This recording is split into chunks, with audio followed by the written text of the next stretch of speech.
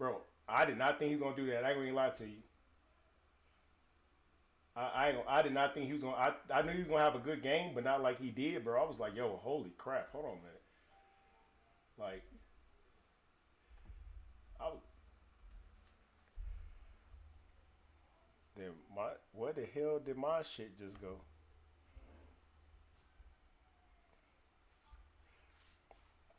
Sir, I'm trying to figure out why right now I don't have y'all. Oh, we know why. Don't even worry about it. I'll fix that problem right now. Remember, I messed with it earlier. I know how to do it now. Because I was definitely about to talk crap about myself. What's up, sister? Dang, where is it at? It was properties. There it goes. Meeting. Sir, I'm the wrong one to ask.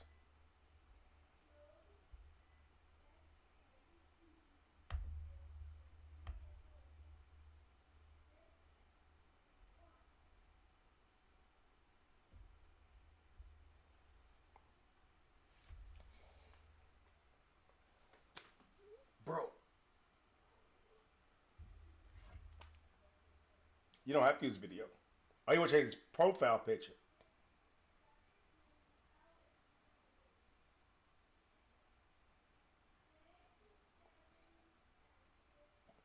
I told you he know more about this than I do. Bro, I'm trying to figure out why. Hey, it's doing it again. It's doing it again. Yep.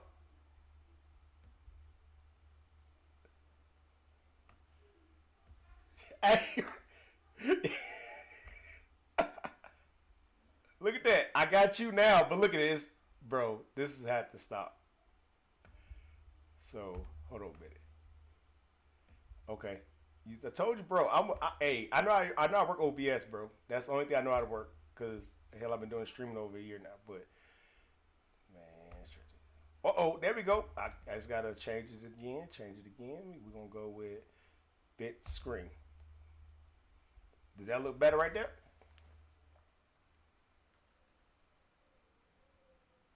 I just changed it to a regular size. I can stretch it a little more if you want me to, but that looks better, right? Yeah, yeah. I'm in the corner right. No, I got that. And then they go phrase right there with the man with the bag in the back.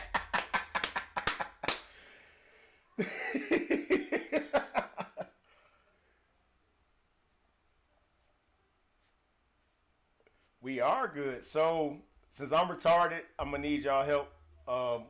If we're not talking anything, we just mute ourselves. Use the, I guess you want to say like the gentleman system. I guess you want to call it whatever. We all just mute ourselves and go from that way. Then, like I said before, Mr. Football Coach Part Two, Aaron got here. We'll let Frage. Look at that young recruit over there looking like a bag of chips. Look at him trying to put people talking about some hookah pass and dog on a drug test.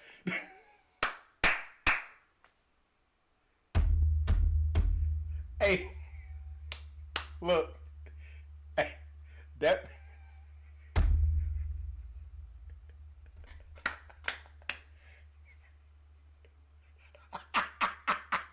I knew he was I knew he was working. I knew he was working just now what he said. I knew he was working.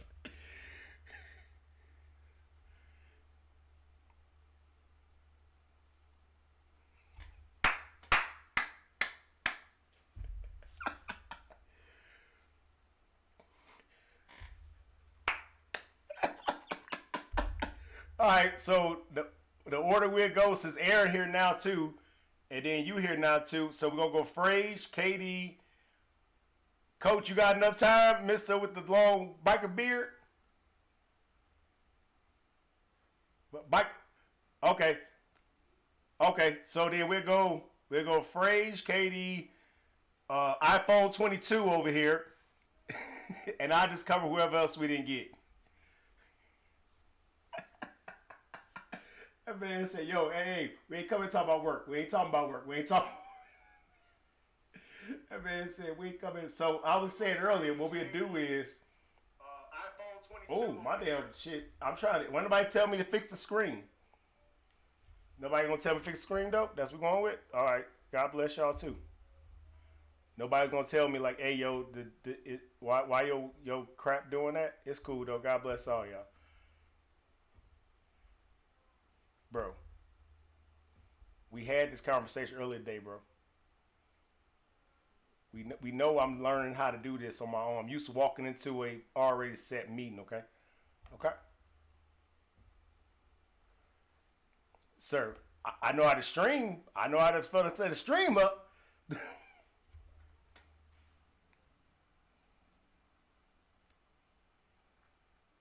Ooh, not the with the wigs on though. With the wigs on though. Somebody did something stupid. I saw like, I don't know. I've been on Facebook so long. Lord have mercy. Y'all know I ain't been on my group chat and Facebook because I don't even stream on Facebook no more.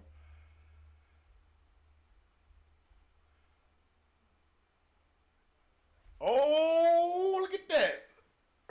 Look at that. We got to become a group name too, y'all. I want like a whole effort, all us come together with one. You know what I'm saying? Sir, hey, don't get it twisted. Just because the green screen behind me, see, I got to show you. You think you doing something over there, sir. Hey, sir. Hey, sir. Look, we got the whole Soldier Field. Hey, I got all that in my room. Don't get it twisted. Oh, Lord. All right, so I'm going to mute myself. Like I said, if we not talking, we just mute ourselves. And then you start off the order we went. And then if you have to chime in, just chime in to say something. We'll go from there. And we'll get better from here on out since it's the first time we did it. Everybody good with that? All right, let me mute myself. We'll get my book. Be right back.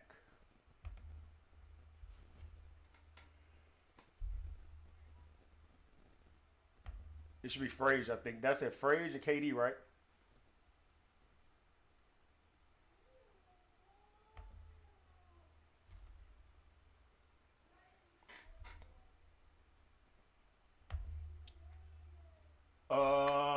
The scores. So, I think y'all can chime in. I think we should do.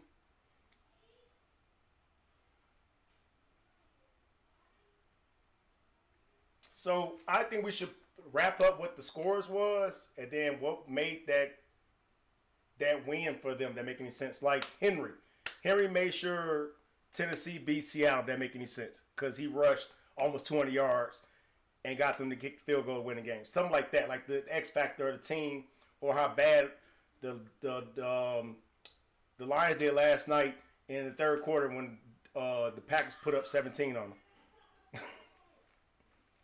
Like, what was X factor of the game? Like, i.e., Jackson, that jump pass he threw was more than one he did, and the cartwheel was still the fate of the game. That make any sense?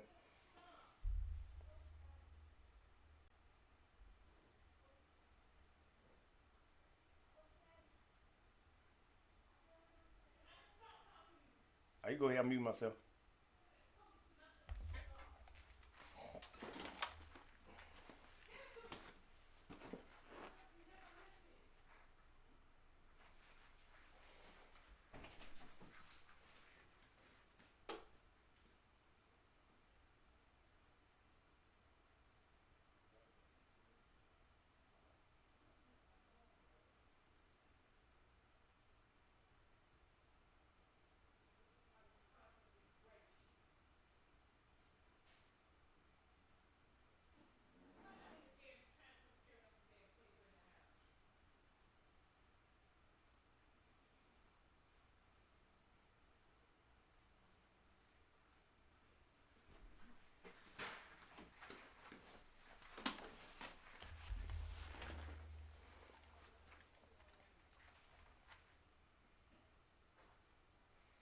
I thought I was going crazy. I ain't hear nothing either.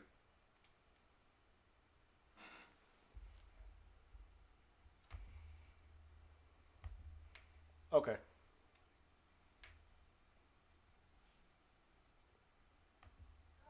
Ain't Frage first? Go ahead, Frage.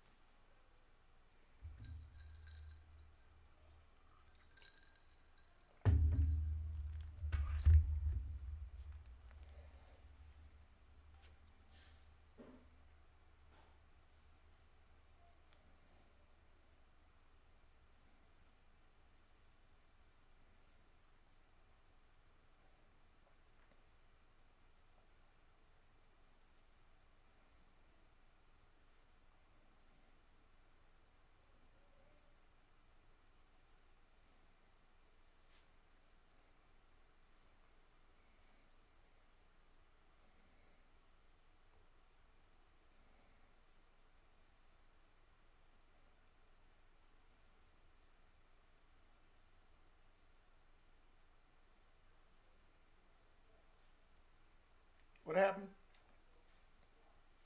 I heard everything you were saying. Keep going. I was good with it. No, Frazier was talking the whole time. He was talking about the tight end.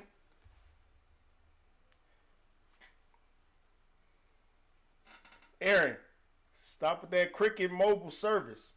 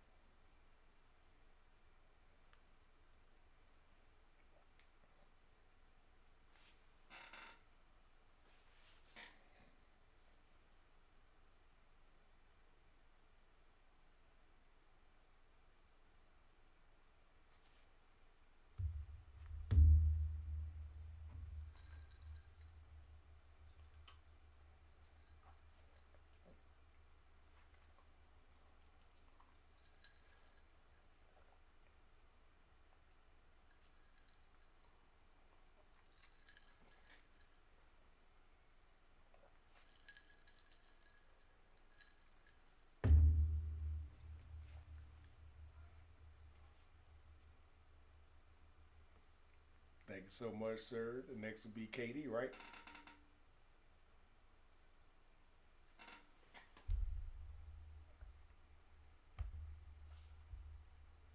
Katie next, right?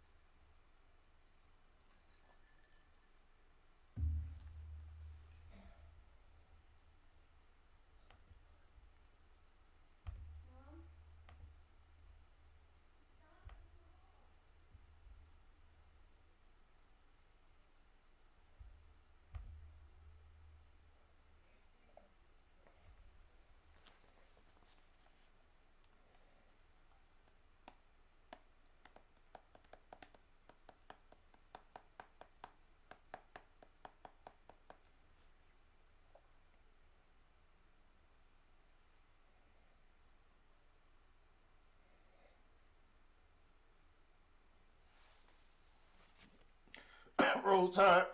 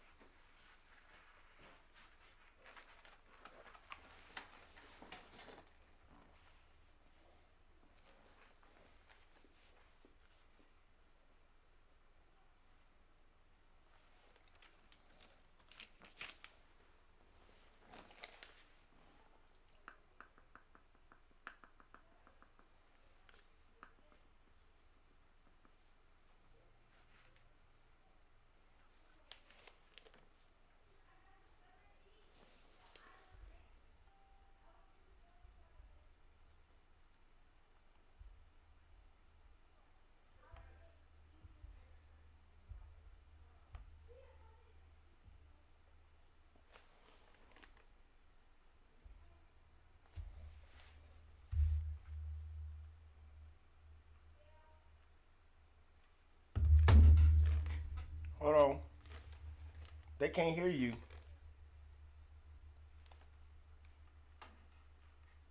Hold on. They can't hear you.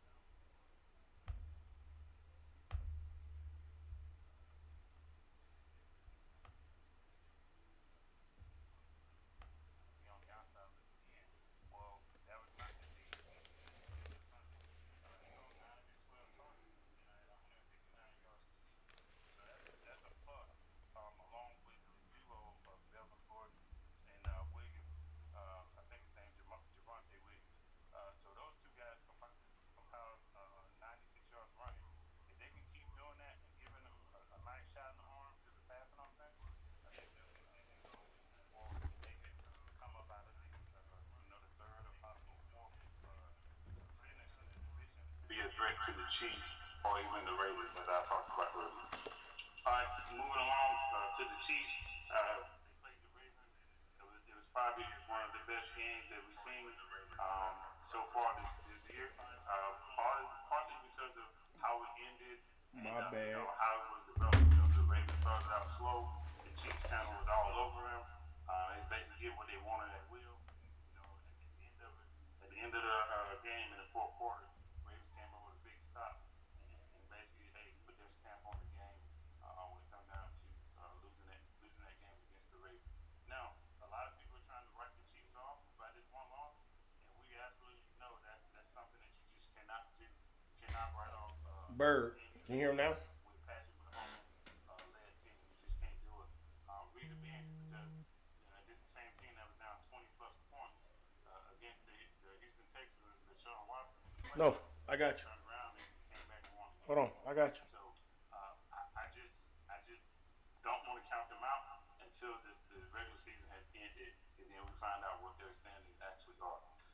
The one thing I will tell you that the Chiefs need to do going forward, though, is they have to shore up their run defense. If not, teams are just going to continue to pound the rock on them, and depending on how many running backs they have that are good in their staple, you probably talking about maybe 4 possessions a game for the Chiefs, and they got to capitalize on all 4 of them.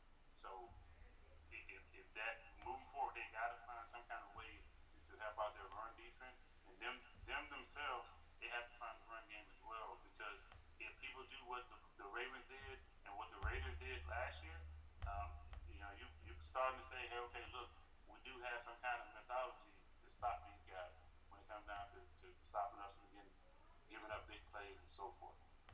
All right, and the last team I'm talking about is the Los Angeles Chargers.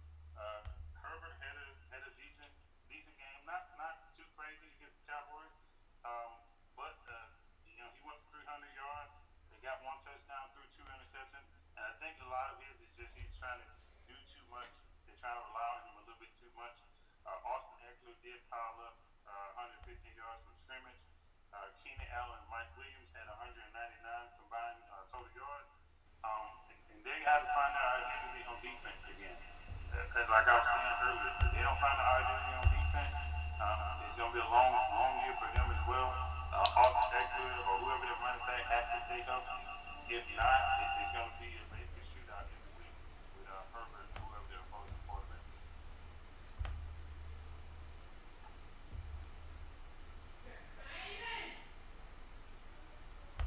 So I was trying to tell you the whole time that apparently couldn't hear y'all. I had to go fix it.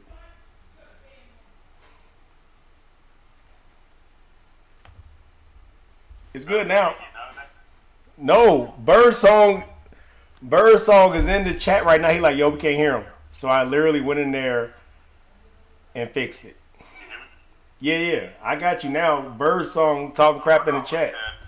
I lost sound there in the first one though. Yeah, I totally got, I totally was able to hear everything.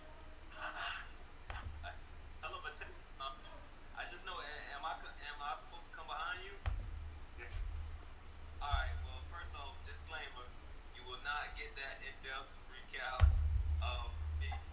Sorry, guys, but I will get better at it. Um, and again, man, call me Will, or iPhone 22, whichever's more generic, right? Will. But let's get to it, man. I'm over the NFC least, right? That's what they call us over here, right? I mean, we kind of a joke of a of a conference, right? Or of a division, I should say, right? We kind of up and down. First, I'll start with the Washington football team. First off, question mark. I mean, are they all ever gonna get a name? Or the Washington football team, right? I hope they get a name. But their 2 games. First game of the season, they played the Chargers. Man, it was a hard fought battle coming into the season. You know, they had there's on the Washington's defense because how dominant it was last year.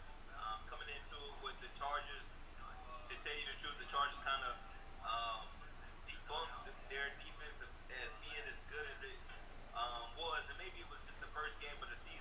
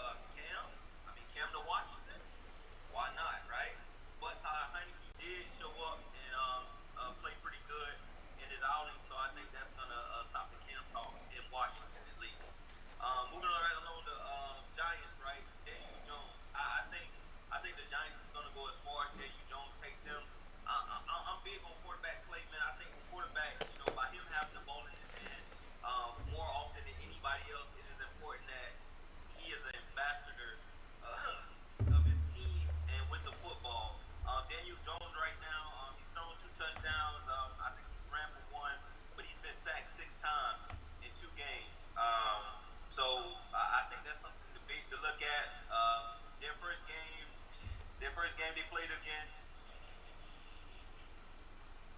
Their first game, they sorry, I didn't get their first game stats down, but I know their last game they did play against the Washington Redskins, and like I said, it was a barn burner, and Daniel Jones was able to walk away with that win. So they're 1-1 in division. Also, Washington is 1-1 in division. Philadelphia Eagles. They played the Broncos. The Broncos. Thank you, and it was I mean, they made Teddy Bridgewater look like a Teddy Bridgewater of old, from what I remember watching that game. But at the same time, I did think they put up a good effort, but unfortunately in this game, in the NFL with 18 games, a good effort ain't good enough. Um, Moving on to Philly, I mean, man, Philly. I literally wrote in bold letters unstable, right? I mean, there's only 2 games in the season, but these guys, came out versus Philly, and I mean, they looked like they were going to be head and shoulders above everybody else in the division. I mean, Jalen Hurts looked like Hercules, and I mean, they just kind of ran away from the Falcons. Now, one thing could be said that they actually look like a well-oiled machine, or you could look at it like the Falcons look like they might be total trash this year, right? So, but after that first win, I thought it looked pretty well, and then they followed up with a loss to the 49ers, 17. They beat the Falcons 32-6, and then they follow up with the 49ers losing 17-11. And one thing it reminds me of is again Carson. It puts me back in the mindset of Carson Wentz, and just these 2 games, Jalen Hurts kind of look like the same. I don't know if it's the offensive system or it's just the type of quarterbacks they have right now that one day they look like they can be world beaters, and then the next day they don't show up as good as they should.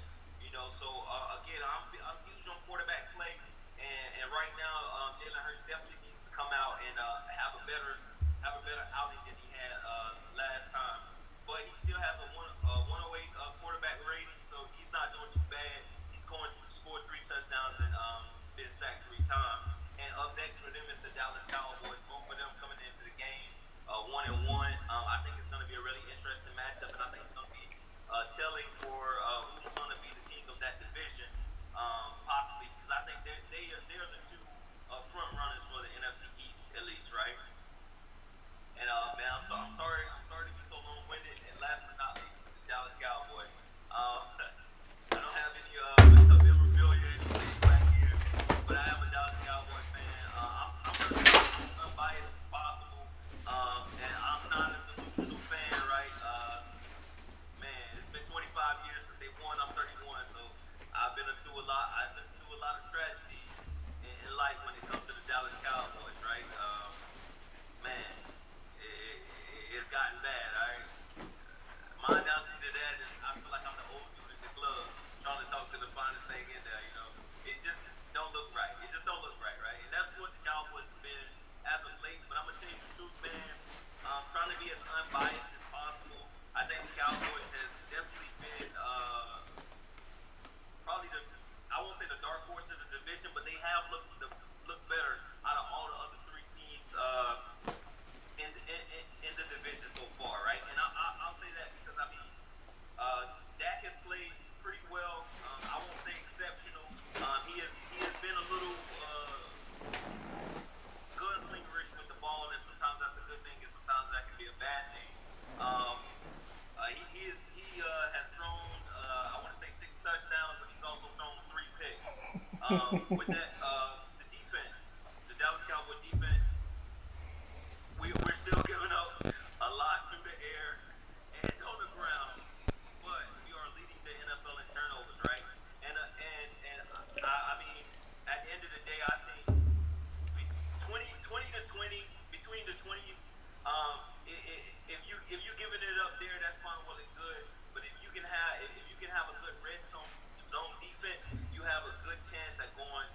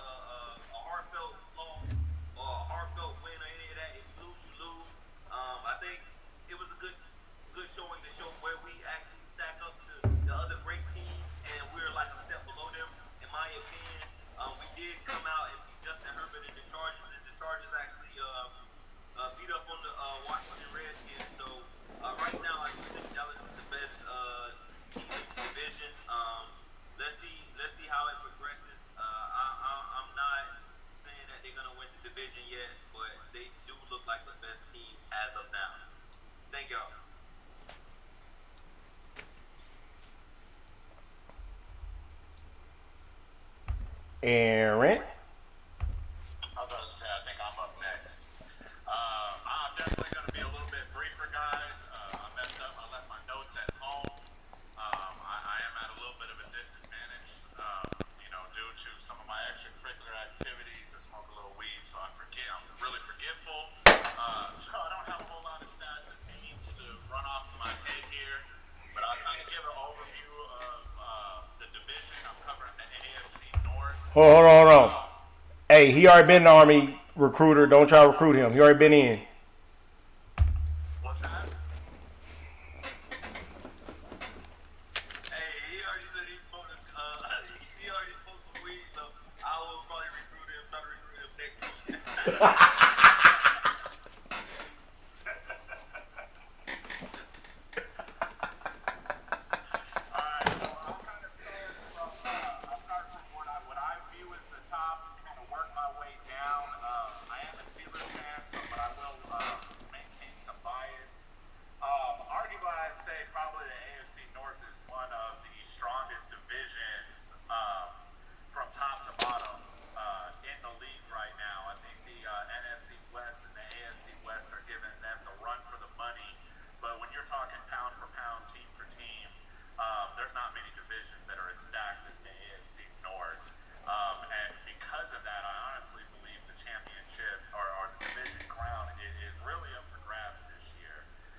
Traditionally, I definitely the Steelers and Baltimore have kind of ran that division lately. Baltimore seems to be the only team that can kind of pace run with the Steelers. That being said, man, the Steelers are the old dog in their division now. Even though I still kind of consider them the standard, it's fairly obvious to anybody and everybody who's been watching the last couple of seasons that the rest of the teams, especially the Bengals and the Browns, have caught up with them talent-wise. And I mean, it just kind of goes to show their influence on the division because every team has a stacked defense and every team has a high-powered offense, and that's kind of been the Steelers' MO. And the Baltimore Bengals and Browns have mimicked them, and I would honestly say in some cases made that recipe better. For the Steelers to be successful, on defense, I think we're pretty solid. They still got to show me that they can cover the run. Steelers defense notorious being susceptible to the runs, which allows offenses to really get going on them. They develop a run game. Steelers start to commit more in the box, which opens up the passing game a little bit more for the opposing offenses. But I mean, Steelers are the Steelers. We don't rebuild. We just reload our defenses. Offense, they got to keep Ben clean. I mean, he's one of the oldest quarterbacks in the league, and even though he is still capable of playing at an elite level, I'd really say probably the last 2 seasons, if not 3, he's really starting to show his age. And the fact that he hasn't been able to stay clean consistently, like Brady or Breeze or even Rodgers has been able to, really shows. His arm is not as powerful as it used to be. They're trying to get the ball out quicker, which is good because we do have a solid receiving core. But short game's only going to do so much in this division because every team has the ability to make explosive plays and pop the top on you or just run the ball straight down your throat. Run game, I got to see something come up. I mean, I do know Najee Harris did not come off the field in his start, so they're definitely looking at making him a bell cow. Let's just see. I don't know about putting all my rushing eggs into a rookie basket. He's definitely probably one of the more capable running backs in the league. That being said, I mean, he's still a rookie. He's got a lot to learn. The speed of the game, everything like that, he's got a lot to learn. Offensive line is still suspect. We did make some improvements, but I kind of feel like we traded out same parts for same parts, similar skill sets for similar skill sets, and I don't really see a place where we really improved our offensive line. It kind of just looks like we've got a younger, slightly maybe better offensive line, but really that's going to be key for Steelers establishing their game and their offense is can they win in the trenches. Obviously, if you win in the trenches, you can develop a running game. That gives Najee Harris the ball, keeps the ball out of Ben's hand, keeps him clean, but then it makes the ability to open up that passing game, which we do still have some deep threats with Claypool and Schuster on our receiving core. Next, I'll kind of move on to Baltimore. Baltimore, man, they're the only team that I know can consistently compete with the Steelers. It seems to me like they're still having an issue establishing their identity. To me, Baltimore gets into situations where they're playing the other team's game and they're responding to what the other team is doing, which they have the talent and the ability to do, match teams pace for pace. What I would like to see personally from Baltimore is enforce their will when they come out onto the game, out onto the field. They have the ability, they have the star power, they have the weapons in place to really kind of make a game and make another team play Baltimore Ravens football, which I think when they do get into that mindset and that mode on the field and they're able to assert their will, not many teams are able to beat them. I think in this last game with Kansas, they were able to, with KC, they were able to catch some lucky breaks on some errors made by Kansas City, and Baltimore just has way too much talent, way too many weapons to be able to make those kind of mistakes against. It doesn't matter what team you are. I mean, Kansas City is arguably one of the toughest teams, if not the toughest team in the league. And Baltimore proved you make mistakes against us, we're going to make you pay for that. Lamar Jackson, I joke often and I call Lamar Jackson Tim Tebow 4.0. I know that's kind of a slight at him, but he still does kind of fit that moniker of a fullback playing quarterback, although I will give him the respect to say that he's 4.0. He's a better runner, he's a better game manager, he's a better play caller, he's a better reader of the defenses, and he's got a better arm than Tim Tebow. I don't know what it really is about Baltimore. It seems like they have the talent, they have the ability, they have the weapons. I don't know if it's a chemistry thing. I don't know if Lamar Jackson is just making bad reads, but it seems like at times their offense is not on the same book and is not on the same page. And I think that causes them a lot of grief when they are on the same book and they are on the same page. Man, they are a high-powered offense, and it's hard to stop them. Their defense, I don't think I really need to speak on Baltimore's defense. Their defense is their defense. They're great. They're great at what they do. They're good at stopping the run. They're a little bit weak when it comes to stopping the pass, although I think they've made some improvements in that area. If they can get other teams playing their agreement ball, I think Baltimore can very easily take this division from the Steelers and dominate over it. Kind of going down to the Bengals and Browns, I guess I would have to put the Browns over the Bengals just because I think the Bengals are still a younger team than the Browns and don't have much experience. And it seems to me like they're still trying to figure out what their identity is, which I think is kind of the same case with the Browns. And notoriously in the AFC North, these teams have been scrubs. And Baltimore and Steelers beat up on them regularly.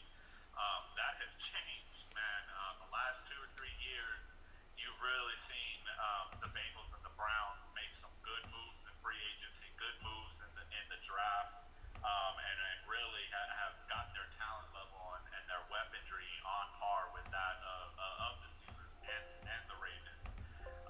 Baker Mayfield, it seems to me like when he's under pressure, he's great. He responds well to it. But again, kind of the same thing with the Ravens.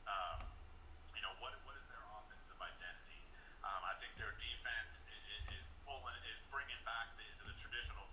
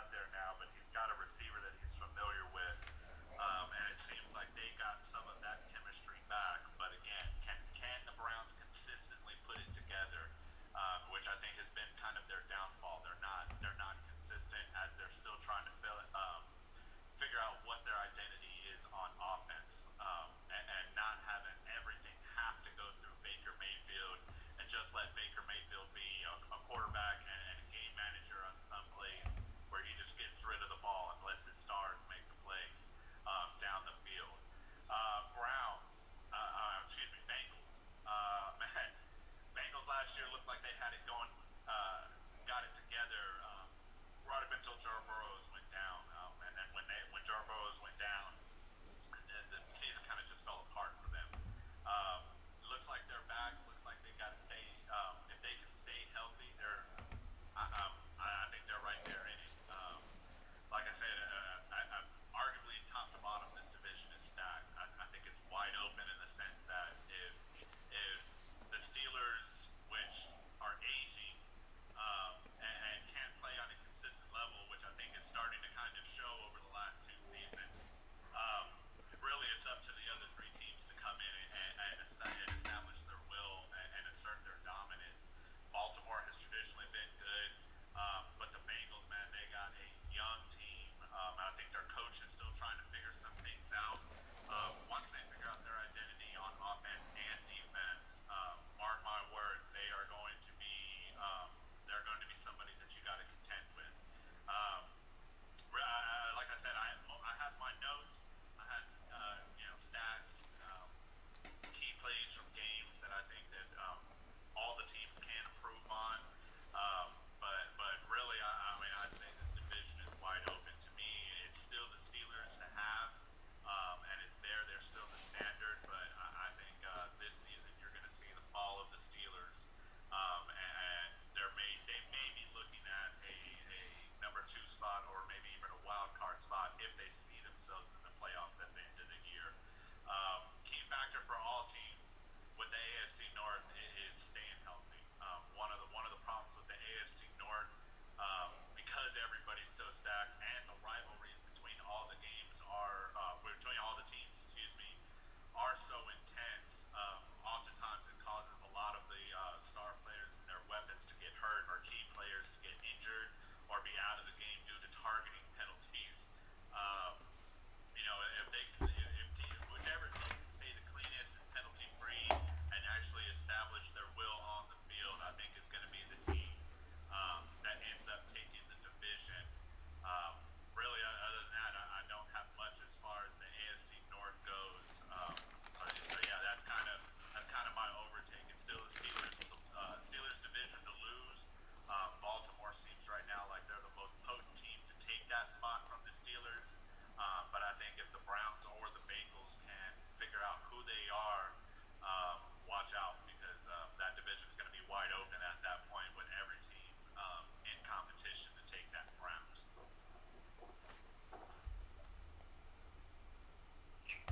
Lord, the dude that talked the most in the world got to go up next. So, my brother Ghostin, he's dealing with his kid is sick. Hopefully it's not COVID or anything like that. So he called me, hit me up, and told me to take care of his stuff, whatever. Y'all already know. Everybody know me in this chat knows Waddell Lawrence Toss love to talk anyway. And anybody else know me in this chat know I love play football anyway too. So I got the AFC South, NFC North, and the NFC South. I mean AFC South, NFC South, and the NFC North. So I'm gonna do the doggone I'll do the North last because everybody know why his pitch pop up better than mine. I'm having audio issues. Like it sounds like you double. Like Bro, you double cast. It's hard for me. watch this. Let me tell you why. Thank you for telling me. Bro, I got a mic. I got you. Thank you. No, I need this information right now. That's what I'm talking about, homeboy in the chat right now. I need that. Watch this. So I cut that down. Let me cut that down. And that right there. Is that better? Is that better?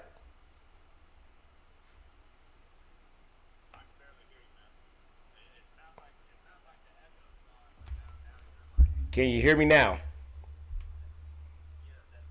Thank you. See, I need that. Thank y'all so much. I need that. So I'm good? All right, so everybody, thank you all. I appreciate everybody because the simple fact that all you all has been a part of my life. Maybe it's the man I am. Y'all dealt with the good, bad, and who I am in real life, right? And I know for a fact all you all love football. We all had a conversation over the past when it comes to sports. It comes to football, anything else. And I know for a fact that man got the jersey hanging in the back. I know that guy in the hoodie for a fact who he is. I know he loves the Cow. I'm gonna call him Cowboys. I'll be nice today. I know I know Frage.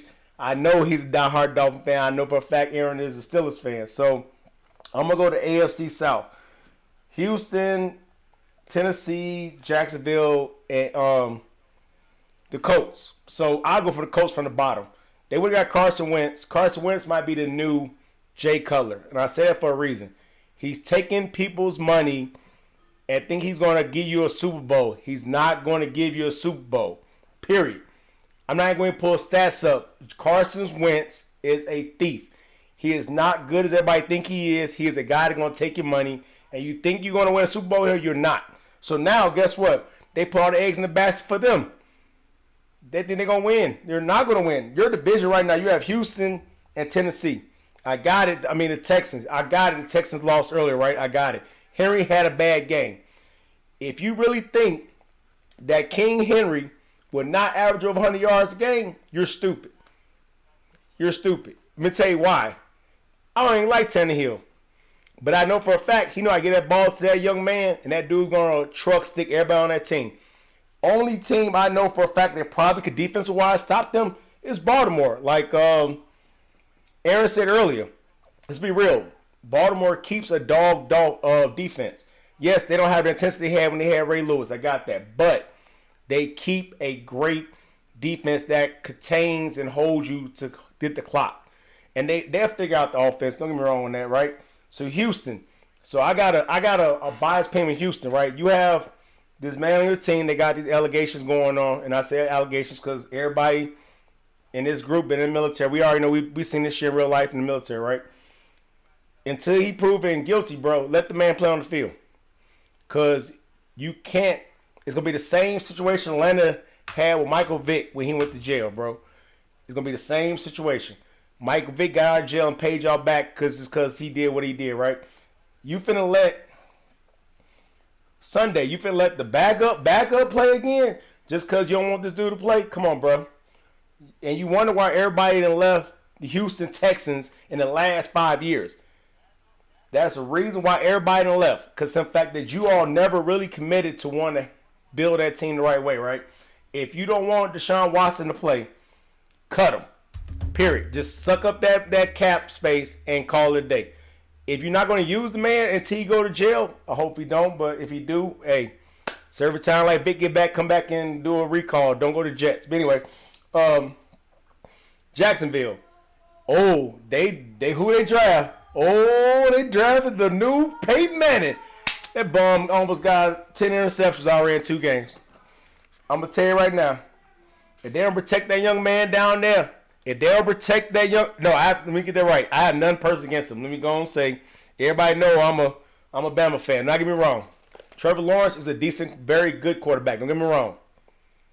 But what I'm saying is, if you do not protect that young man, he's going to have a short-lived career in the NFL. And then, matter of fact, who's the wide receiver? Like, who is the wide receiver even in freaking, I don't know a number one receiver in Jacksonville anymore. I know you went it all in for Trevor Lawrence, but you never built a line or nothing for that young man. Like, Trevor Lawrence will get killed. He gonna get beat up more than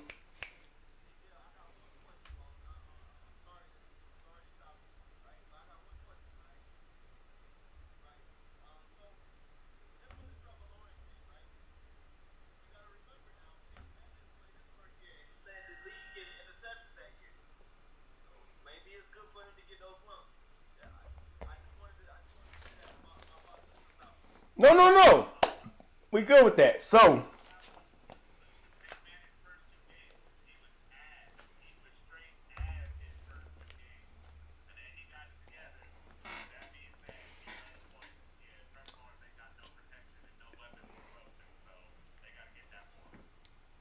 Hell, Drew Brees was ass when he switched from the Chargers to, you know what I'm saying? What I'm saying is, I like Sunshine, but I think they'll protect him. He's going to die.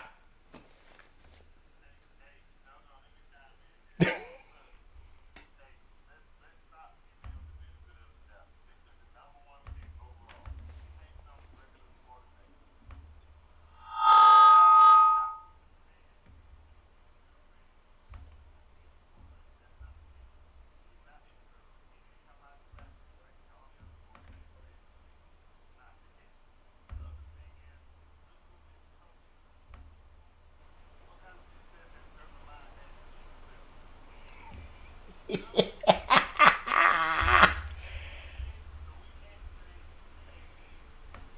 the same stage as Peyton Manning. I can tell you right now, if you give Tony Dungy and your quarterback that's promising, he's gonna at least win a couple games. If nothing else, he's gonna look forward at that time. This man is on the run more than probably 75% of the snap. On the run, and you're to find out who he's going to.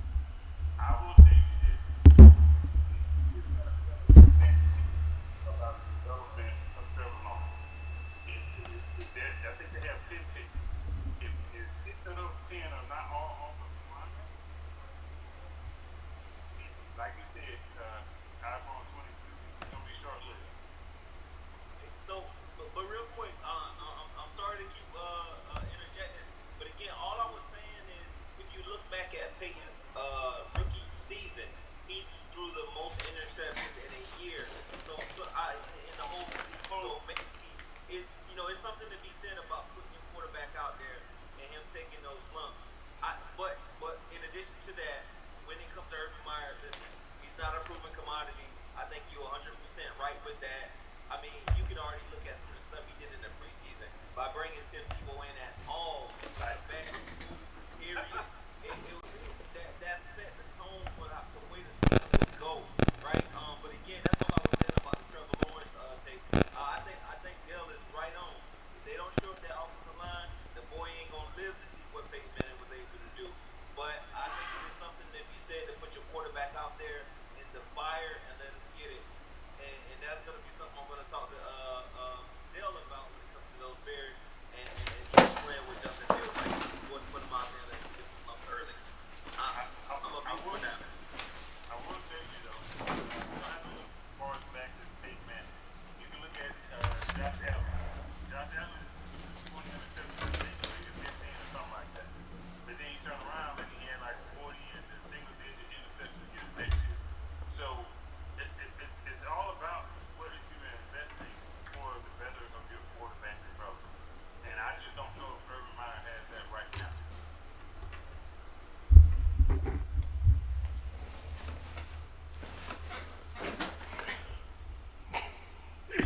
Oh, trust me, when I gotta talk about that, yeah, I got MC North anyway. So, who else I got left in that lovely garbage division? I'm sorry, I really don't like that division. I apologize. Oh, my mic stand fell because So I think again out of that division, I feel like Tennessee. So I say Tennessee overall. Because Houston is trying to figure themselves out right now. Jacksonville, we just talked about Jacksonville and Indy and the Colts. The Colts ain't been nothing, honestly, since Peyton Manning won the Super Bowl to beat my Bears. I hate to say it out loud, but that's the last time they've been a total team when it came to being worth anything. They had a total good defense. The defense carried Peyton Manning to that doggone Super Bowl when they beat the Bears. And plus, Rex Grossman was the best player on the Bears for the Colts. I see the last place for AFC South between Jacksonville, Indy, and the Colts, because I just don't see them getting right in Jacksonville. And I honestly want to see Trevor Lawrence actually do good in the NFL. Like I said, I wish the offensive line to protect him. And then what Aaron was talking about earlier, like Jacksonville always had a defense just to do just enough to keep the game carry on. They never. It's been a long time since they had and we just stopping on a dime interception running it back when it comes to that. They never you ever said, yo, Jacksonville finna bust our ass because defense. Never. You've been scared of always a no-name running back. Always bust your ass when you play Jacksonville. Houston, like I said, I already said obviously about that. Like I said, if you're not gonna play Watson, I got his money involved, you gotta let him go somewhere. Cause I'm telling you, if Lord forbid this next quarterback get hurt this weekend, bro, he's not active. Who you gonna bring? The wide receiver to throw the ball? Come on, bro. I mean, I'm saying, like, either you're gonna play him or cut him. And I got until he go to court, he still has a job with you. He's still in a contract with you. You know what I'm saying? It's the same thing to throw out another sport. Ben Simmons told me he ain't going back to the training camp for the Sixers. Let's be real here, bro. You on a contract. All right, military, everybody military, right? Hey, you go tell them you don't want to go to work. I ain't come to work. Guess we're going to have nice ARC-15 counseling written up. We're going to take his pay. What's that? Yeah, I tried. And then, so this is me looking at I actually watched all the AFC South freaking games this weekend, unfortunately. I still have Tennessee because I think Tannehill gonna get carried by, as long as Henry don't get hurt and the backup running back really ain't that bad. He actually catch better than Henry, truth be told. But I just feel that it's gonna be Tennessee, Houston, and then Jacksonville and the Colts fighting for that division. I'm not really scared of that division. Like Aaron said earlier, I think the AFC North is pretty solid when it comes to like Baltimore and Steelers. Cleveland's trying to figure itself out. They keep their number 1 and number 2 receiver good because between Chubb's gonna carry him. Let's be real. And Kareem Hunt right behind him, bro. Let's be real. That's a good duo in football right now, truth be told. You know what I'm saying? So then I got the NFC South. Let me tell you, I thought Andrew Luck said he want to come out of retirement. Increase your volume real quick, just a little bit, boss. Okay. Appreciate it. Thank you. Yeah. You gonna have me echoing now.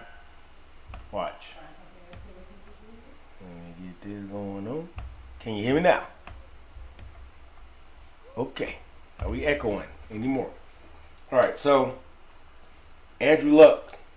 That's another Jay Cutler, right? Another Jay Cutler. He took their money. He said, "If I get beat up, I'm out." I don't blame the man. And mental health and physical health, I'm with you, dog. Because if I could get out early and got beat up too. Nah, but he did. Y'all remember preseason? He said he was ready to play again. Why would I bring you back in the NFL if I think you can't even you couldn't finish the final contract you had before? And I just thought about what KD just said right earlier. And I mean, no. Will said it. Tim Tebow as a tight end, bro. This dude was a running back with a semi baseball arm in the NFL, and he got lucky at the Broncos and won a playoff game. You want to call it that? And you brought this dude in, been off the field, was it 5-6 years, whatever, to be a tight end. Right there shows me I'm firing the coach off gate. You went and got a old quarterback to play a tight end. You got all these tight ends still out there could play right now. I'm gonna pick this dude up because he played for me in college. No, bro, you're fired. Get out of here. Hey, right now, your termination right there. Because yeah, I thought about you said that, bro. Jacksonville will be a joke until they get a whole new management and a new coach. Period. I just thought about you said that. They had a lot of good players back in the past. They did not support them and build off of them, and they all went off somewhere else and still doing some of their career, and they still losing. You know what I'm saying? So, cool. NFC South. So, start with hot Atlanta. Hot mess Atlanta, I call it. Bruh, I'm going to tell you right now. The Falcons who we thought they were. Matty Ice ain't it. If you want to fight me, I'll give you my address. I don't care what you say. Matty Ice not it. They have a varsity defense, and they have a JV quarterback that's past his prime that robbed them for money. And you let your number 1 receiver in history go to let the other, before I get beat up, before you do it, KD, Mr. Ridley, I love him. Before you do it, you know I love him. I understand, but I do love Ridley. Do not do that. I love Ridley before you beat me up. So, he needs help. When I say that, he needs help. If you remember back in the 90s, bro, early 2000s, Atlanta always had a good running back and a decent quarterback to manage the clock to do their RPO before RPO was a thing, right? And they had a defense just to keep them in the game and keep it going. Now, bro, I'll take my flag football team out there and play the freaking Falcons right now. I'm not scared of them, like for real. I'm really not scared of the Falcons anymore. I think they will finish last in the NFC South. New Orleans. I think Jameis Winston will do better. He will stay there. He'll do better than what people think he is. I think it's way more worse quarterbacks than him, if that makes any sense. I don't think he's the worst. As everybody makes it seem, he was 3rd for 30 at Tampa Bay, right? Because if I remember last year when Brady first got there, Brady had some rough games. Everybody, maybe he should retire. You know, he had some rough games. And then Brady brought Gronk in and AB, and then we saw what happened. You know what I'm saying? I don't think New Orleans is really that bad off. They had a bump on their head. I think Jameson looks better than he did last time he played for Tampa Bay. I feel like he's like Sam Donaldson in them, whatever his damn Donaldson, whatever his name is. Different system, they look better. That make any sense? Like, hell, look at the Rams. Stafford looked like a god right now. When he was on Detroit, bro, I love when my Bears played that. We're going to knock this dude out because we knew we were going to knock him out, right? He looks great. Golf did not look that bad in his new system. I think it was just like we was talking about when it came to the Jacksonville. They need a different coach for certain quarterbacks. I think Sean Payton is the savior for Jameis Winston to save your career because, like I said before, I feel like there's worse quarterbacks out there than Jameis Winston. Hell, I wish he, honestly, we're talking about Cam. Cam ain't got a job right now. Cam is better than the Texans quarterbacks. Since the Watson's not playing, I feel like Cam is better than everybody that's on the Texans roster right now, right? Hell, they cut dude and signed him back. What's buddy name in the Texans? They cut him and signed him back once they cut him. What the hell is that? Oh, I phrase. They cut him, then signed him back. I can't think of the dude's name right now. I'll have it next week. It ain't my division, but I'll have it. And then we have the God Brady. So I'm gonna tell you right now, I'm from Chicago, so I watched Tom Brady play in Michigan because that's all Big Ten. They show in Chicago, right? Dude didn't start when I was watching Michigan games when I was younger, right? The dude got a system in the Patriots, system quarterback, had a great defenses, saved his ass. You had all the scandals that happened between the Jets and all that stuff.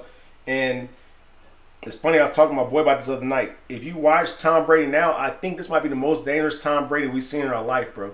The dude come up to the line and audible like Peyton Manning now. That's a scary guy. Long as AB, Gronk, and all them, Evans, all them stay healthy on that damn team, bro. It's like playing KC. They're going to out-gunsling you, bro. They're going to out-gunsling you. And that's a dangerous squad to run against. I don't want to play with Tampa Bay. No, I'm not saying Tampa Bay's going to win the Super Bowl again. I'm not saying that. But I'm saying it's a dangerous total team. Their defense keep them in the game, and Tom Brady will find a way to get their kicker to kick a field goal in the game and win like he did Super Bowls back in the past by 3 freaking points. Carolina. So Carolina is a result of new quarterback from an old bad Jets team, right? Looking pretty good right now. For now he's looking good. I'm not sold on him yet. I'm sorry. I'll wait to see. I'll just verdict out. I think he's a decent quarterback. I don't think he's good as he's been looking. But they have their running back, God McCaffrey. I call him because that little white boy can run his ass off. You know what I'm saying? He will keep that guy's job for him as long as they stay healthy, right? So I think NFC-wise, I think the South is pretty dangerous with the Carolina Panthers having their old defense again like they used to look and Tampa Bay looking like they look. A healthy Tom Brady is a dangerous ass team. Now my garbage division, NFC North, the last division. I'm going to tell you right now, Detroit, the Vikings, they ain't doing nothing. They overpaid Cousins. They got 2 good receivers, and that's it. The Vikings defense not what it was last year. Detroit has been so bad since Barry Sanders days to now. So I'm not even wasting my breath on them. I'm just not going to waste my breath on them. Detroit needs to literally fire the whole team and do a redraft and fire the coach and the GM, everybody. They do not take care of that team. It's been too many greats that wore a Lions jersey and you let them just walk away. Megatron, Barry Sanders, a lot more people that walked away. That TJ, that tight end, he'll be gone soon. That dude is the truth. I actually watched the Lions and that dude play. He's a beast, but he's going to die still on that team. That team is a cancer. I think Detroit will be the last place in the NFC North. Chicago, we are what we thought you were. Matt Nagy is the problem, hands down. Matt Nagy, his play calling is the hands down. Then, let's just revisit last week's game. Justin Fields came in because Andy Dalton got hurt. I don't want Justin Fields in because Andy Dalton got hurt. I want Justin Fields in because he earned the first place job. Then you had Mooney and Robinson drop the balls that the rookie threw them perfect. Bro, I could catch them balls. They dropped 3 passes in that game that would put the Bears up or a first down that he threw perfect to them. Justin Fields need to He's humble. I like about him. He's humble. He's watching film. He tell you he messed up. He's not like Mitch Trubisky was 100 years ago with the Bears talking about, so I'm going to watch film. Straight on the platform, he like, yo, I didn't do it enough. We should have won by more. I like that in that guy. But you have to trust your tight ends and running back. You have to trust your tight ends and running back. That Green Bay Jones, hands down to me, the best running back in my division, in NFC North. But my number 2 running back is going to be Cook from the Vikings, then Montgomery from the Bears. That's my 3 running backs right there, hands down. I think that the Bears have a great receiving corps. You wouldn't know because we don't get to use them because we do dumb 5 and dumb passes and hopefully you get open or screen pass to the running back. The defense, yeah, I got it. We got pick 6. Look, the Bears defense this year is suspect. We got Eddie Jackson back there on the island getting exposed. If you remember when he was at Bama, he always had a top A cornerback to cover him, bro. They got rid of Fuller. We don't have that anymore, bro. We do not have that anymore. That people don't realize. We don't have that anymore. So we let Fuller go. We let another DB go, right? If you watch the Bears game, Khalil Mack get more pressure, yes. But guess what? Hicks and Khalil Mack is a two pair of defense. But guess who's up for a contract this year? Hicks. Hicks even said for preseason, I want to stay at Bear and retire. But if y'all don't produce this year, guess what? And you out the dope, player. That's how Chicago is. I think we need to get rid of Pace. We need to get rid of Matt Nagy and bring a newer coach in that make any sense. I feel like Matt Nagy's still stuck in time. You know what? That's the same problem I have with the Dallas. Your coach. I think Dallas would be a better team with a different coach that make any sense.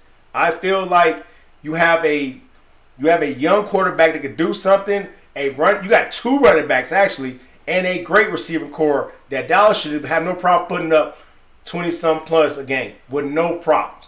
No problem. But the plays that we call like the Bears, everybody play the Bears, no. First down, run. Second down, run. Third, we're going to try to get the first down. Bro, if I know that, guess what? I'm going to stack the box, get Montgomery out of there, off salt.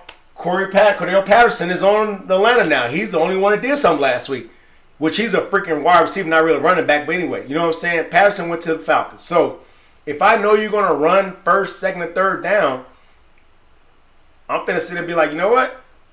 I'm going to stack the box, and hey, you got to prove with your arm. And then you have, and I think they haven't announced yet, but I'm pretty sure Andy Dalton's hurt right now. I don't want like Tom Brady got his job. I want Justin Fields to win over his job. I don't want him to just throw him in there to get killed. Because look, you see my jersey. I bought that jersey the day he got drafted. I literally was on NFL.com like, hey, yo, we got a black quarterback in Chicago. I'm getting this. You know what I'm saying? Swear, I'm telling you. Bro, we had Cordell Stewart. Was it Jason Campbell? Somebody. We only had like 3 black quarterbacks I've been alive. We didn't draft none of them, right? So I was like, okay, I'm going to get this, a new coach or whatever. I'm going to get this quarterback, right? The Bears always had a decent running back every year. Our defense has always been a top 15. But the problem is Nagy is holding a leash on this team, bro. He has to release that leash. And, personally, I'm with you too. I just looked at Bird's song. Yeah, I'll take Montgomery over Cook, but I'm talking about stat-wise. I feel like NFC North, the only threat, honestly, on paper right now is Aaron Rodgers and the Green Bay Packers. When the Bears figure out who the starter going to be, we'll see. But like I said, Detroit will be last. Detroit will be last in my division. Minnesota is going to mess your record up. They're trash. I see the Bears getting a wild card if that makes any sense. That's as far as they're going to go. Because we're still confused what we want our identity to be. I think we should be a run, pass, solid defense team, and Matt Nagy want to do some RPO crap to do some other crap. But so I did the NFC South, Tampa Bay, Carolina top 2, AFC South. I just think the whole division is trash besides Tennessee. We'll see what Henry do next week. Cause I think, like I said, Jacksonville and the Colts ain't gonna do nothing. Then I think that's all for me on that one. So y'all can chime in.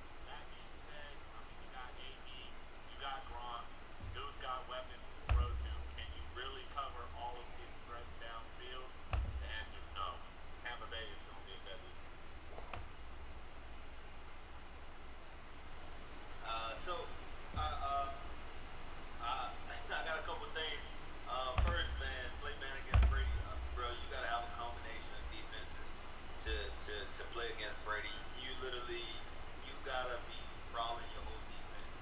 The safety gotta be playing at the defensive tackle. The defensive tackle gotta be at linebacker. And before the snap, you gotta get your people back in order just so he ain't able to pick you apart. I mean, you've seen almost every defense there is.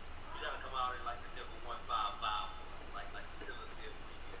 I'm sure you gotta come out in the 46 Bear, like the 85 Bears. You just got to do something different towards Brady. But again, like man, no slander to the GOAT. He is the GOAT, but I think he has been a success of his situation for a lot of people. And please don't get it misconstrued. Brady came into the best situation a quarterback ever could come into. The Tampa Bay Buccaneers was already constructed as they were when he made it there. Only, with the addition to Gronk, which that was probably all Brady, and the addition to AB, which was all Brady. Mm-hmm. But that defense was already there. That defense was doing those same things with Jameis Winston. Jameis Winston threw 30 touchdowns and 30 interceptions. Most of those games, they were in the very last snap. All right, so that's my break thing. No slander to the GOAT. He is the GOAT. But yeah, I just think that's how that goes. Hey, a couple things. I want to say really quickly, and I'm gonna try to make it quick as possible. McCarthy, is he the problem? Possibly. I think this is the telltale year to see exactly if he can make it happen, right? But McCarthy isn't calling the plays this year. It's all Kellen Moore. And one of the things that the Cowboys had some of the biggest problems with is having that formula that you were speaking about, Dale, right? Just coming out and running it on first down, right? So now you got 8 men, 9 men in the box, right? Aaron Prescott to make, a good pass. With the addition to CD Lamb, Gallagher's hurt right now. But with the receivers that we have right now, it's harder for you to put 8 men in the box and not be of a threat, right? So I think Kellen Moore is doing a pretty damn good job, and I understand if he can keep this up all year, he's going to get a head coaching job. That's just how it goes, right? And I was talking about the Bears. Eric Bieniemy, there's no reason why this man should not be a head coach in somebody's organization. Period. All right, I'll get off my attention on that. Detroit, like you said, Detroit is a home-ran organization, and it should be torn down from the top all the way to the bottom. You got to remember, Detroit had first-round draft picks out of Washington like the Browns did a couple years back. The Browns rebuilt kind of nicely. They're contenders now. Detroit is still not contenders. Got it? Well, what's up with that? Agreed. And last but not least, Carson Wentz, you're right about that. He's a bum. But not KD. Oh man, my Steelers fan. You said,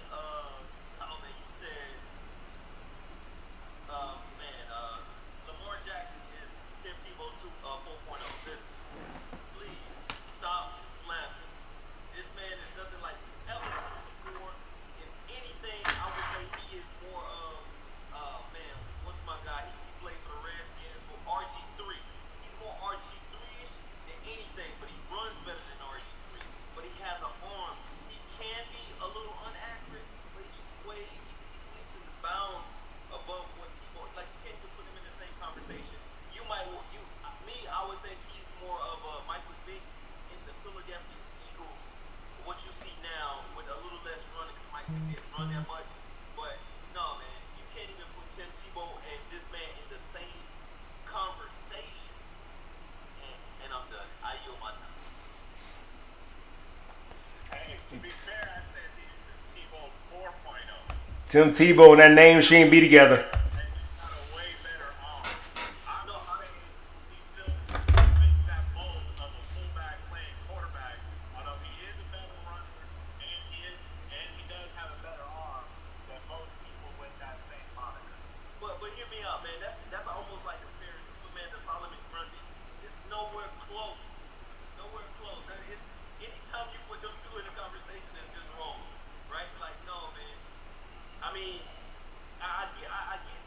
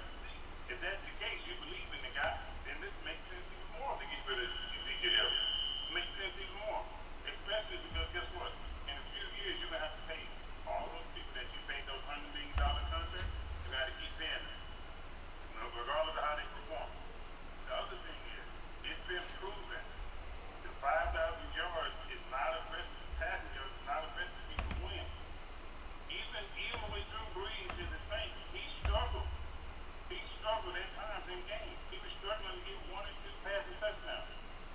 And guess what he did? He threw 5,000 yards. So when you do that, you basically tell the team, hey, every week the plan is this, to stop me from passing. So guess what I'm going to do as a defense? I'm going to get in the rotation, and we're going to give them every chance we get. We're going to see if your quarterback can hold up. Because I know I got the recipe to get home. You give the teams like Washington football team, you give them an opportunity to showcase their real talent. They're like 2 or 3 deep for first round defensive ends. You don't want that. You got to play them twice. If you do that again this year, I guarantee you don't get that hurt. You probably go from 500 or 1 or 2 games over 500. So you got to understand, hey, I got to run the ball, keep the ball away from the other teams as much as I can while my defense grows. Because your defense, if you take 7 out of the 10 picks, or 7 out of the 9 picks or something that you had, you put all defensive guys. They got to jail. When are they going to jail? In the offseason. So with that being said, that's the issue. I can't put it on the coach or anything yet when I don't know what I'm getting out of all of the Cowboys. Once we find out what the players are individually, then we can turn around and be like, all right, okay, yeah, we know we got some bona fide dogs over there. This is what the issue is. Especially now that they got a defensive mind in Dan Quinn. Defensive mind in Dan Quinn comes from Seattle. Yeah, he sucked in XCL. He's a good players coach, but his defenses have always been good when he's been elsewhere. And you need those players. So if Dallas is saying they got the players and now they got the coach, so that should tell me, hey, everything I need to know about the defense. Now, the last thing about Lamar Jackson. Lamar Jackson is not like anybody else. Lamar Jackson is like himself. Here's the reason why. Michael Vick, as great as he was, Michael Vick never had the passing ability when it comes down to, hey, well, I would say never. He didn't have it initially because he had a tight end that he was trying to deal with, Algie Thompson. It just never panned out. Then, once he got the targets, then he started getting to be a better pocket passer with Deshaun Jackson and so forth.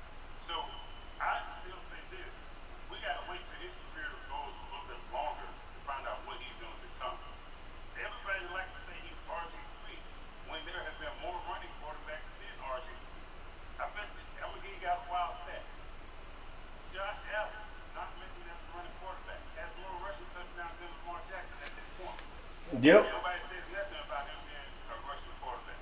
Nobody says nothing. Yeah, look it up. Because guess what? In the red zone, before Diggs got there, they had no real threat. So guess who was running the ball in the end zone? Yep, that's right. You're 6'5", 200-some-odd pound quarterback. But guess what? He gets a pass. Why? Because, Josh Allen, he throws 40 touchdowns a year. So with that being said, if we're going to call a spade, then hey, why is Josh Allen not considered a running back?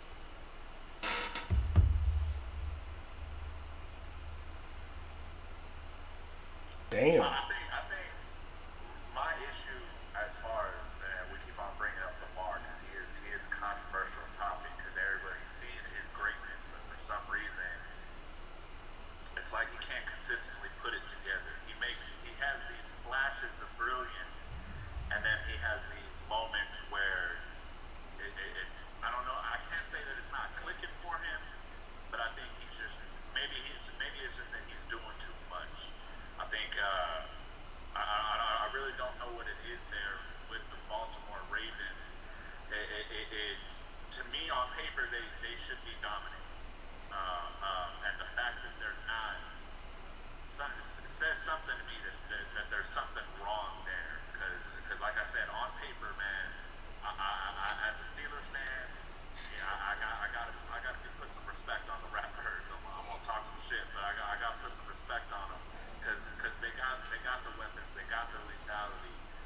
But okay, so Ooh. this I'm gonna ask you: who put the expectation on Lamar Jackson to be that great? Who put the expectation on him?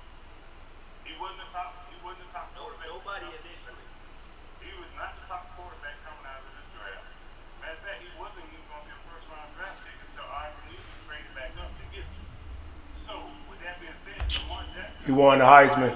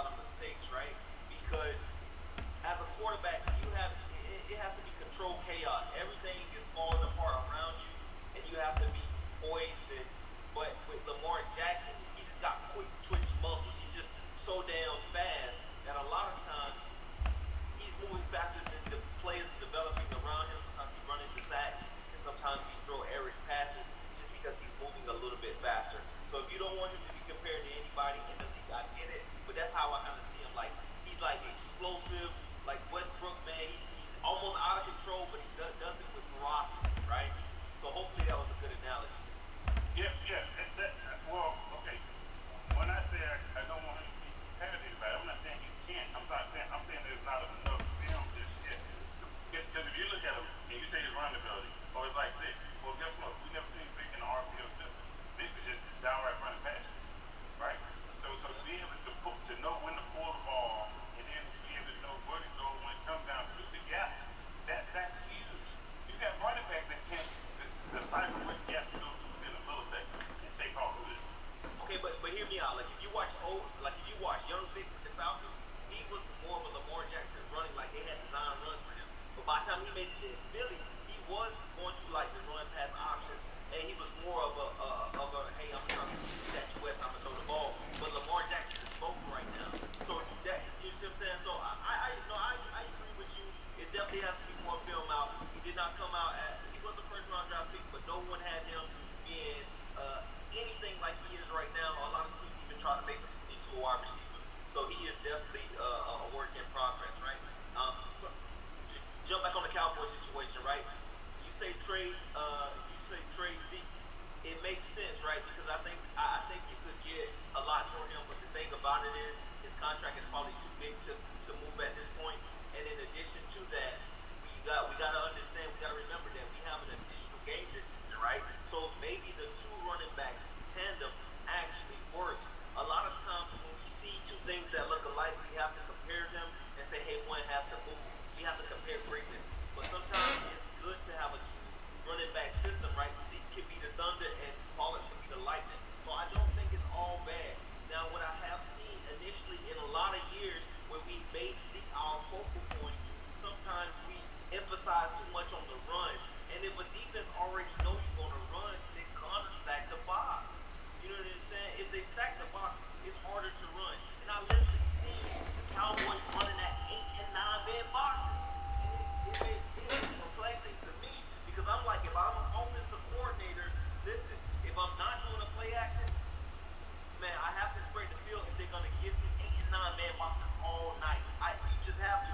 And that's what I think the overdeveloped that into the passer that he is. And it's kind of unfortunate because it's like feast or famine with us, right? He'll go throw for 500 yards and we'll lose the game. It's because we had to make him such a prolific passer that now he's passing more than he should have. If you remember at his rookie year, right? It was a well balance of passing and running, right? So I think we have to get back to that. We have to be balanced. Once we start getting out of proportion in either way, we end up losing every time. And you know a good way to fix all that.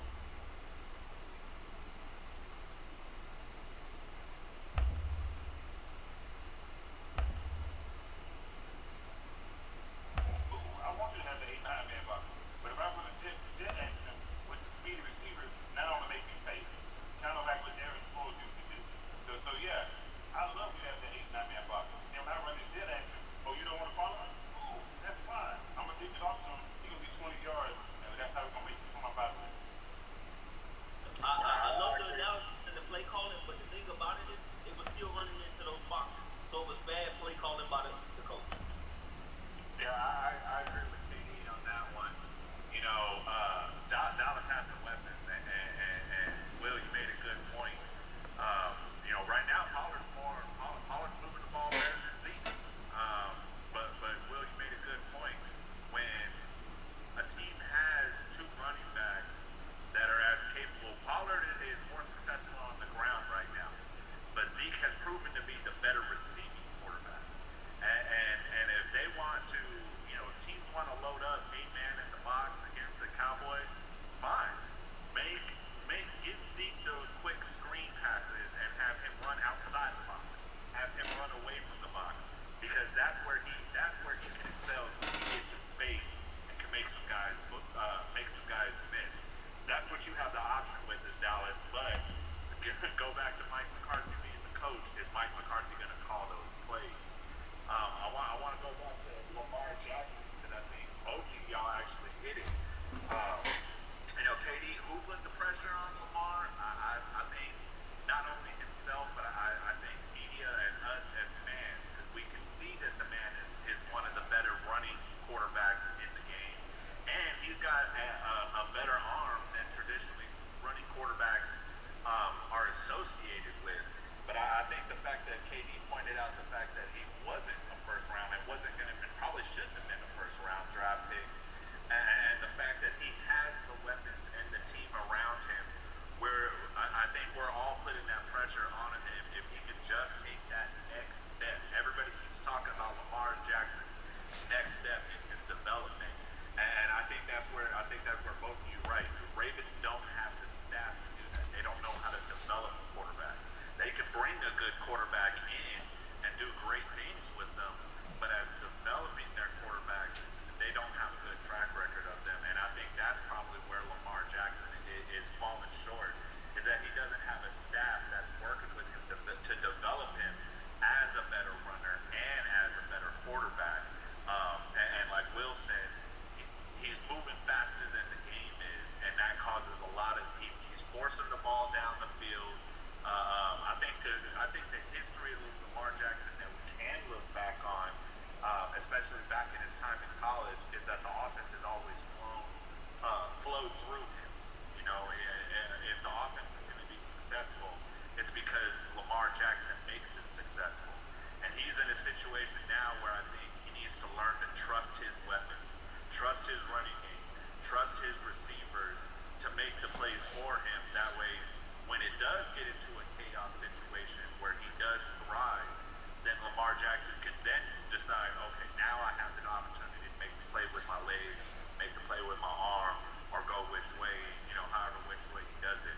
But I think that is the pressure for Lamar, is can he develop into more of that traditional pocket passer stereotype while still being able to maintain his mobility, because that's been the problem with running quarterbacks.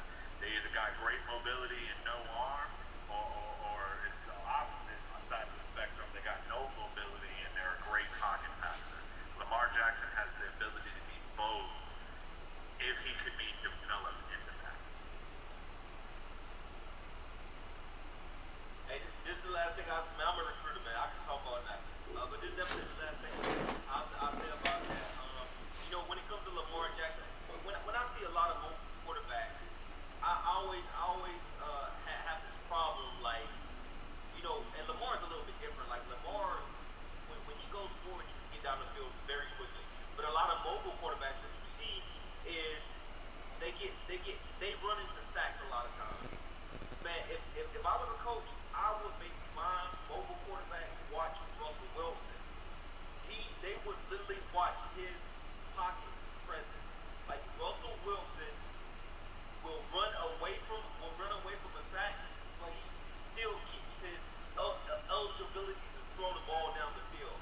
You know what I'm saying? He's moving, but still keeping his eye up, being able to make a pass down the field. And Aaron Rodgers as well. I think pocket presence is so important, but it's a little bit different with Lamar Jackson, because like if he takes two steps, he can beat a bad pursuit angle. Most quarterbacks can't beat a bad pursuit angle, but he can. So it's really hard for him to say, okay, I'm calm, and I'm gonna throw the ball. And then I'll be remiss to say, last thing I'm gonna say about the Cowboys, I promise. Listen, you're right. Jerry Jones is the problem. I mean, he's the problem. Listen, when you cannot be fired as a GM, you have the complete autonomy to do dumb shit, because no one's gonna call your bluff. He cannot be fired as a GM because he is the owner. So when you have conflicts of interest like that, it's always gonna be a problem. And like you said, man, Jimmy Johnson was a hell of a talent scout. He's a hell of a coach. And if you don't believe me, just go watch what he was doing in Miami. It was the same thing, right? So you're 100% right. Jerry Jones is the problem, but unfortunately, Jerry Jones will not really push that throne until he passes away.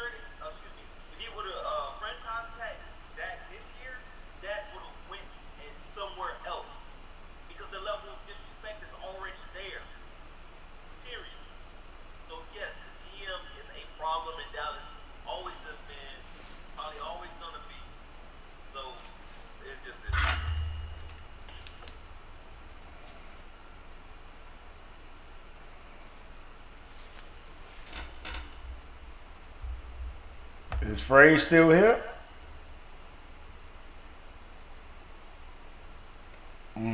So next week we'll have it shorter, and I'll have the settings fixed because now I know what I'm doing with this BS now.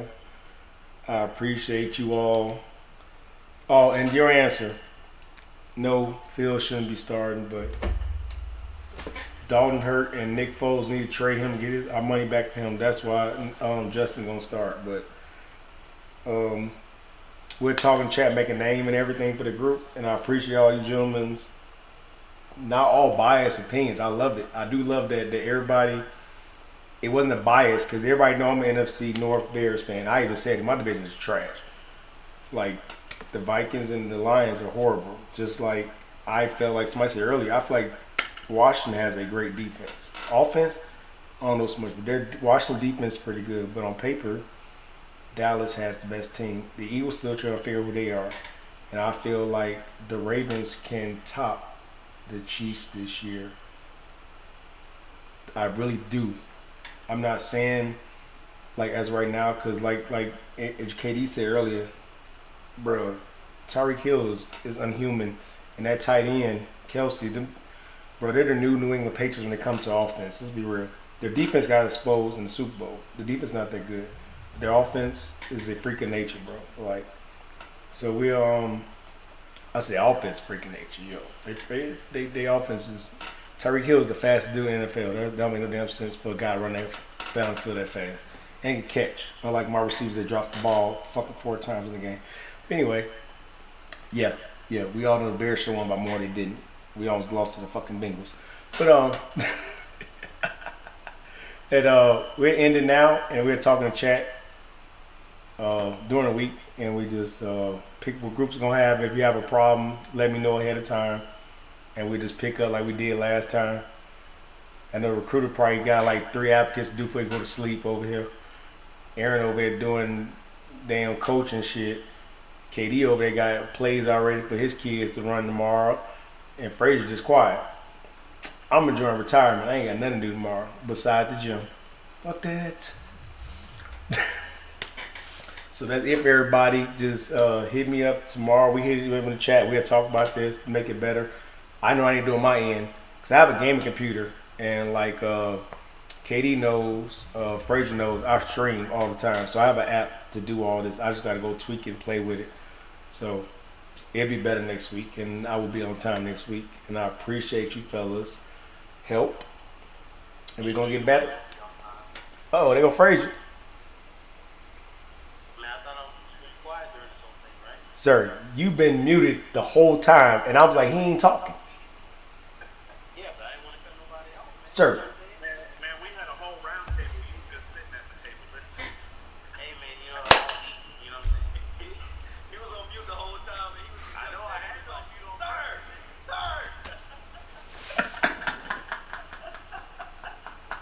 Oh, yo, sir. Hey, man, listen, man. I really appreciate it, man. I'm so engulfed at work sometimes. It's just a good thing to, man, talk to other gentlemen about sports, man. I am, man, I'm enthusiastic about it. I love it. I envy you guys when you coach, man. It takes, you got to be a scholar and a gentleman to be a good coach, all right? Because a lot goes into it. But I really appreciate it, man. I can't wait to talk to you guys more. My analysis will be better, I promise you. I'm looking forward to it, guys. I'll be trying to think of some names or whatnot for the group, man. I think you guys all got like an interesting perspective, right? I mean, we all got our biases, right? And we ready to fire back on specific things, coming towards, what we love.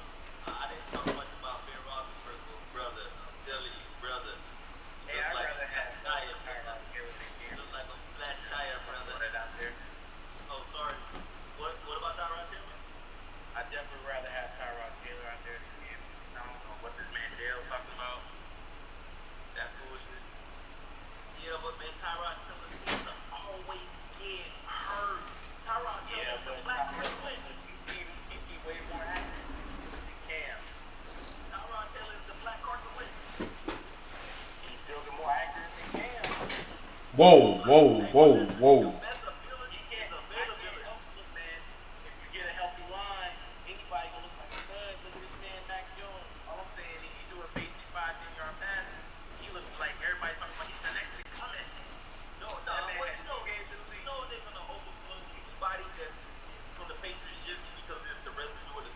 heard somebody talking about roll tide roll. Best ability is availability. I get it. Tyrod Taylor is good. He looks good with the Texans. But bro, if you can't stay on the field, that's it. I heard somebody say about Alabama. Available. Like that's literally.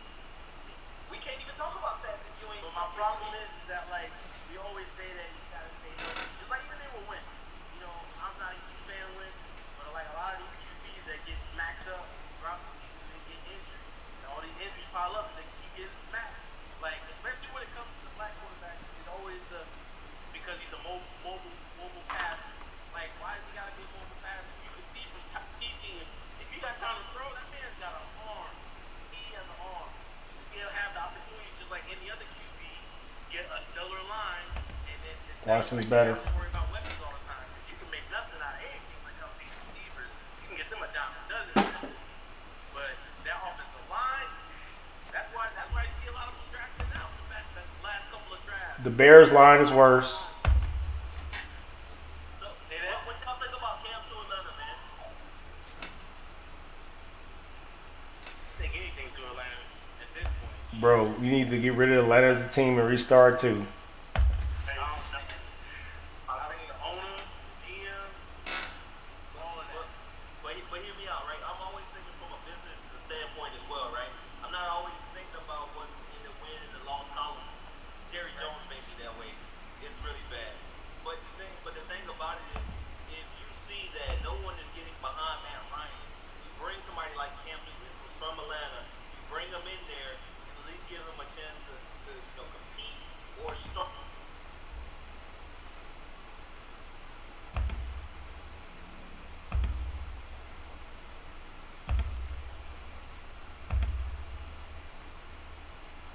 Just go ahead and sign Quavo from the Vigo. He's from here too.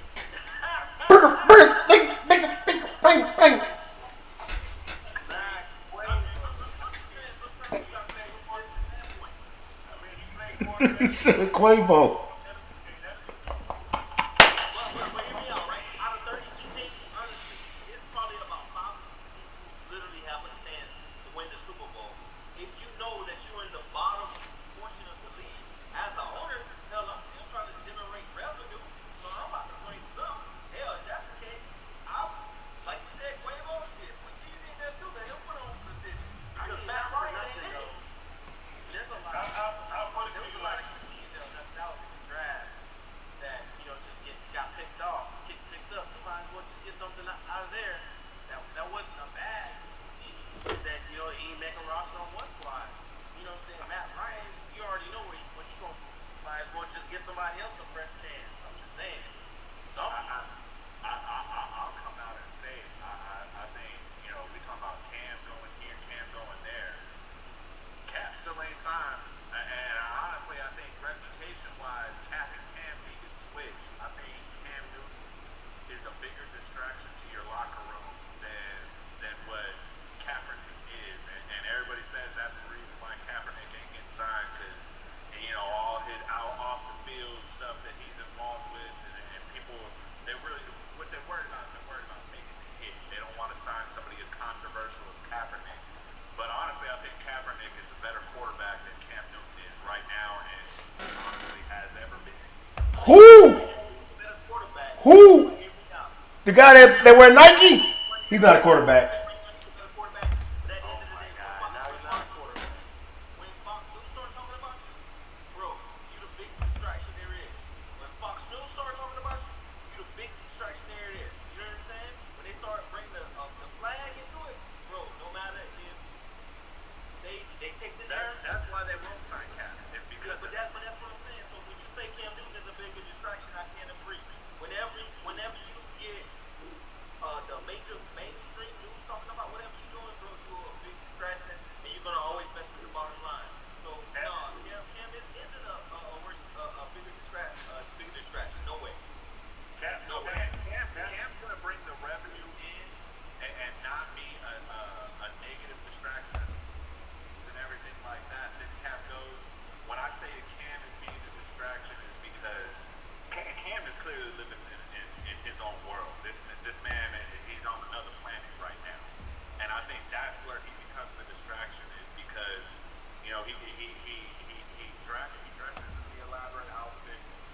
Westbrook. I'm Cam Newton and I'm great. Everybody knows I'm great, so I'm just gonna kind of do my own thing and do what I do.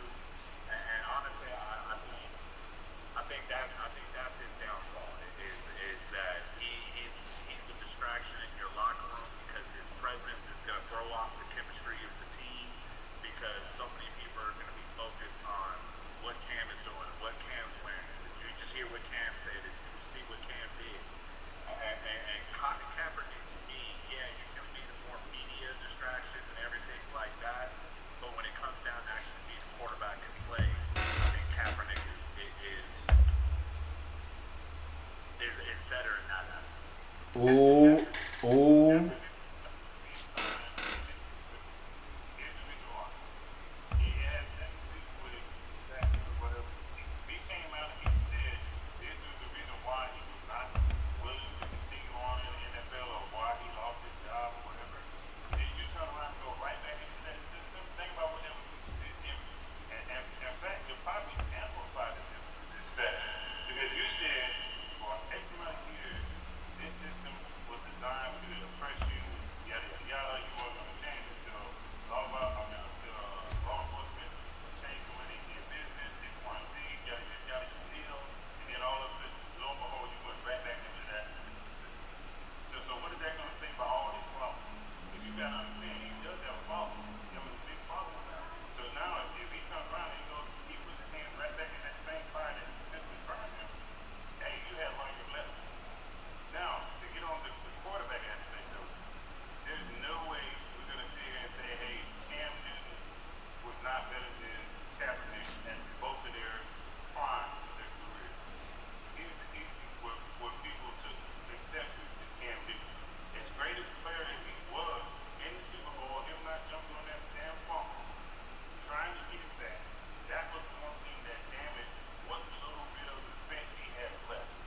People are already mad at him because he was potentially damaging the league by doing his damn Superman and his dad and all this other stuff. People didn't like that. But if you look at his wide receiver before he got there, Steve Smith, he's known for celebrating. Chad Thompson, known for celebrating. But you criticize him, why? Because it was unbecoming of a quarterback in their eyes. So Cam Newton has been made an example. You can't tell me a quarterback goes 15-1, gets to the Super Bowl, and oh yeah, by the way, he's not a good player. I ain't lying. No. Then the other thing is, my bad, I don't want to pick yard. The other thing is, who is his leading receiver? Tell me. Anybody. Not tight end. Who is his leading receiver? Big he was a big body. He was on the Bears. The old guy. He had dread. What the fuck is that dude's name? What was Musi Muhammad? Didn't they have old boy too that Exactly. It was like Musi Muhammad and Steve Smith. But y'all see what I'm getting at, right? Yeah. When it comes down to his team, outside of the two running backs, the primary people he was going to be dealing with, the wide receivers, there were not premier talented guys. So we sit here taking it for what it's worth as if, hey, he had premier talented guys and he takes it these guys. No, absolutely not. He didn't have that. So Cam Newton did what he knew, what he learned in college. He was at Auburn. He celebrated. Is that the best wide receivers? Hell no. But guess what he did? Actually, he was a Gator first, then came to y'all. How many downs he played? but he got a ship with the Gators, so but you think As a right? ball player. Yeah, hey man, backup QB.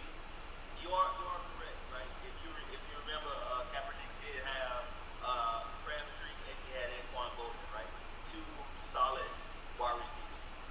So I agree with you there. But at the end of the day, listen, Cap is never going to come back into this league by no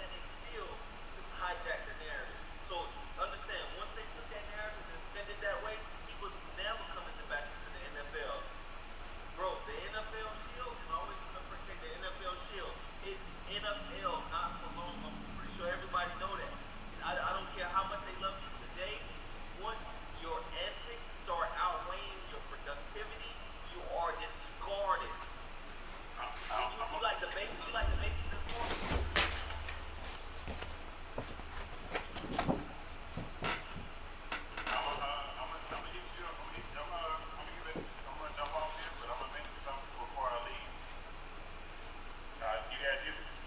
Yeah. All right, so two instances. Man, I just want y'all to tell me what happened with it. Whatever it is. All right. So Jim Irsay, the Colts owner, got a DUI. What happened with it? I mean, man, right? We know it didn't happen. But guess what he does? The next day, he comes and gives out $100 bills at practice. Like, no kind of morality. Keeps being from the NFL. Nothing. I got it. I understand. You know, he's the owner. But nothing was happening. Nothing happened to him until he came and gave out the $100 bills and they get fined. That was it. Robert Kraft. I knew you was about to bring that up. Went down, he had a whole village. The whole village basically prostitutes and stuff going on, right? Other celebrity stars, they're participating in the activity. What happened to them? So the whole thing about protecting the shield is limited to certain people, certain players. If you're not of a certain stature, of a certain caliber, it doesn't really apply to you. Because guess what we're going to do? All we're going to do is turn around and play the commercial of the NFL, play 60, and we're going to donate some money to your city, and everything will be good. G to G. Ray Rice. Another situation, yes, exactly. Ray Rice. Hey man, if Sean Washington went to the same Sean Paul is wrong. That's good to go. And if Sean Washington ever said that he didn't want to play for the Texans, by no means was he gonna come back. Listen, man. I'm just saying. It's not beyond the pale of imagination for you to be a high-profile person and say, hey, we do this undercover, but everybody who comes out, I'll give you a little bit of money just to say that you had a bad run-in with him. And after you sully your reputation, that's it. Hey man, it was great talking to you guys, man. I can't wait to talk to you guys again. Y'all too. We're talking chat. All right, y'all. Good night.